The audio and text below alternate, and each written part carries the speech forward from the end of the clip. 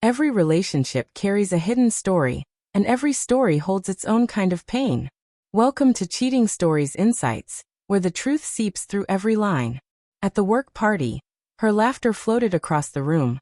Light, deliberate, designed to capture attention. Not the laughter she reserved for me. She leaned toward him, a colleague, too familiar, too intimate. "He's my work husband," she joked. The room chuckled. Then she noticed my expression, and for a fraction of a second, panic flickered across her face. "It's just a joke," she added quickly, waving her hand as if she could erase the words. I didn't reply. I didn't show anger, hurt, or disbelief. I simply turned and left. The hallway was quiet, my footsteps loud in the stillness. Then I heard it, a whisper from her secretary behind me. "Come on," she said, eyes darting toward a side corridor. "I'll show you her locker." I followed. What I discovered made my blood run cold. Perfume bottles identical to the ones she kept at home. Lipsticks in shades I had never seen her wear. A spare pair of heels. A silk blouse, folded carefully, as if hiding a secret.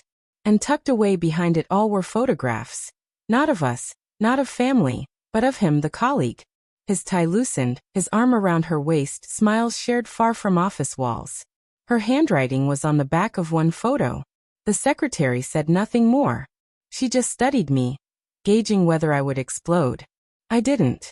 Anger flares too quickly to serve any purpose. I needed mine cold. I closed the locker carefully, my hand lingering on the metal, feeling the weight of what I had uncovered.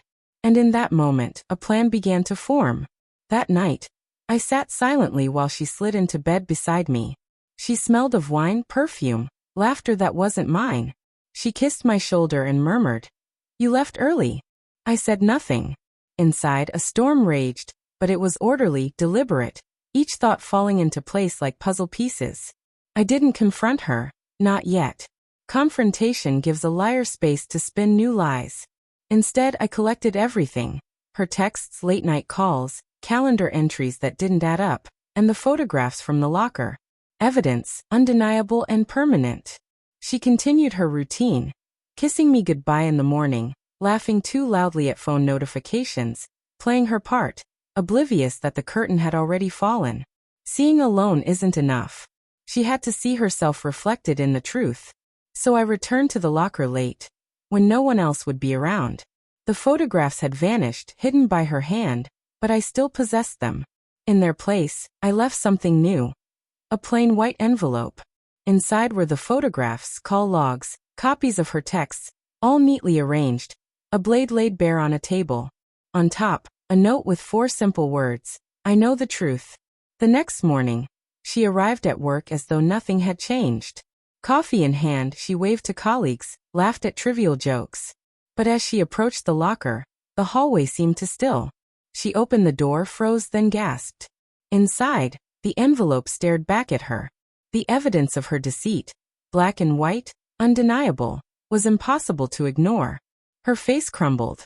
Panic, shame, terror spread across her like cracks on porcelain. I was there, not confronting, not beside her, just watching. Our eyes met. She tried to speak, but no words came. She had seen everything, and that was enough. That evening, she returned home, hollow-eyed, voice trembling. "I can explain," she began. I raised my hand once, not in anger, but in quiet dismissal. Nothing remained to justify explanation. She sank into herself, tears streaming, body curling inward. I did not comfort her. I simply observed, calm, detached, resolute. In that silence, the balance had shifted. Not through rage, not through shouting, but through exposure. She faced herself, and there was no escape. Now, when I think of her laughter at that party, it feels fragile, insignificant, like the last flicker of a dying flame. She believed betrayal made her strong. She believed secrets gave her control. But secrets decay when exposed to light. I was the one who opened the door. No pity remains. No love, no hatred. Only clarity. She was never mine to lose. She belonged only to herself. And she destroyed that. My revenge was not fury. It was silence. And silence endures.